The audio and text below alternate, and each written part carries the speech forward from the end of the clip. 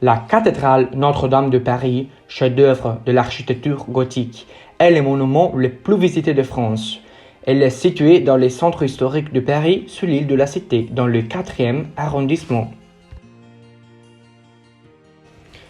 C'est Maurice de Sully, évêque de Paris, qui a voulu une cathédrale dédiée à la Vierge, surnommée Notre-Dame. Cette cathédrale est célèbre dans le monde entier pour son architecture, mais aussi pour les romans de Victor Hugo, Notre-Dame de Paris, qui a ensuite été adapté en comédie musicale. Les travaux ont commencé au XIIIe siècle et se sont terminés au XVe siècle.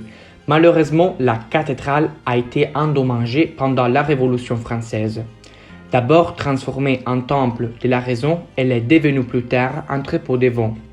Au XIXe siècle, la cathédrale était en mauvais état et avec la publication du roman Notre-Dame de Paris en 1831, Victor Hugo a fait redécouvrir la beauté de l'art gothique. Et on a lancé en 1843 une restauration dirigée par les deux architectes Viollet-le-Duc et Jean-Baptiste Lassus. La cathédrale Notre-Dame de Paris a été le lieu de nombreux événements historiques. Le sacre de l'empereur Napoléon Bonaparte en 1804, le mariage de plusieurs rois de France, dont François II en 1558 et Henri IV en 1572, et plus récemment les funérailles du président François Mitterrand. La façade principale, donnant sur la place du Parvis Notre-Dame, est harmonique pour ses proportions équilibrées.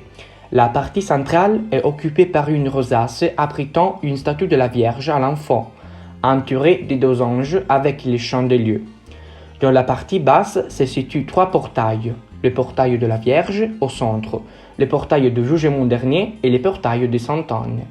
Ces portails sont surmontés par la galerie des rois. Aux extrémités se dressent deux tours de 69 km de hauteur qui abritent les cloches.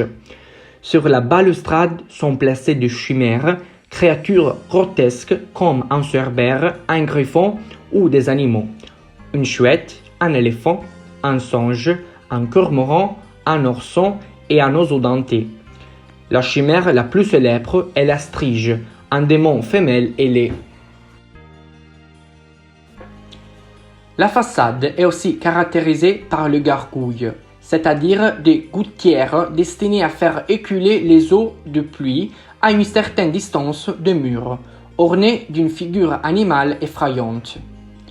La flèche, réalisée par Viollet-le-Duc, est entourée de statues en cuivre, au sommet de laquelle il y a un coq qui contient depuis 1935 trois reliques. À l'intérieur, la cathédrale est caractérisée par 5 nefs, un transept, un chœur et une abside. Les vitraux de la nef sont remaniés au XIXe siècle.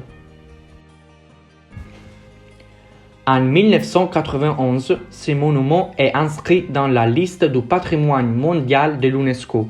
Avec d'autres édifices parisiens, on le définit comme un chef-d'œuvre architectural qui a constitué une référence certaine dans la diffusion de l'architecture gothique. L'édifice, emblème de Paris, est donc devenu le site touristique le plus visité de la capitale avec environ 13 millions de visiteurs par an. En 2013, Notre-Dame a célébré son 850e anniversaire. À l'occasion de ce jubilé, de nombreuses manifestations sont organisées et la cathédrale renouvelle son patrimoine campanaire avec l'arrivée de 8 nouvelles cloches. Malheureusement, un incendie a détruit une partie de la flèche la nuit du 15 au 16 avril 2019. Le président français Emmanuel Macron s'est donné comme défi de reconstruire le monument dans les 5 ans à venir. Plusieurs architectes professionnels du secteur ont proposé différents plans de restauration, comme la création d'un jardin suspendu ou d'une flèche en verre. Si d'un côté, on a décidé de garder la même forme, de l'autre, on s'est interrogé sur le choix des matériaux entre le bois et l'acier. Mais malheureusement, le chantier est en pause à cause de la pandémie du coronavirus.